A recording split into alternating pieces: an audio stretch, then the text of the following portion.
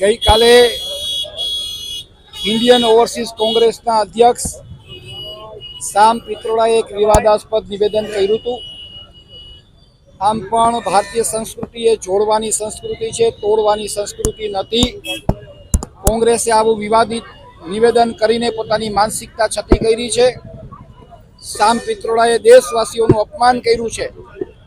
એમને પૂર્વના લોકોને ચાઇનીઝ કીધા છે, દક્ષિણના લોકોને આફ્રિકન કીધા છે અને પૂર્વના ઉત્તરના લોકોને ગોરા કીધા છે. એમ કહીને એને દેશની અંદર વિભાજન કરવાનો પ્રયત્ન કર્યો છે. એને ભારતીય જનતા પાર્ટી સખત શબ્દોમાં વખાણી કરે છે. આમ પણ સામ પિત્રોડાની માનસિકતા આવા વિવાદાસ્પદ નિવેદનો કરી લોકોની અંદર ભાગલા પડાવવાનો એમનો હંમેશા પ્રયત્ન રહ્યો છે અને કોંગ્રેસની આ વર્ષો જૂની નીતિ રહી છે.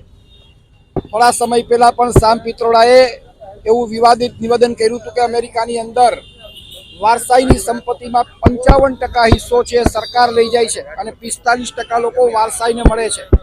આવું વિવાદાસ્પદ નિવેદન કરીને હંમેશા વિવાદમાં રહેવા ટેવાયેલા સામ પિત્રોડાને આજે એમના પુતળા દહનનો આજે કાર્યક્રમ ભારતીય જનતા પાર્ટી રાખવામાં આવ્યો હતો અને અમે આ કૃત્યને સખત શબ્દોમાં વખોડી કાઢી છે.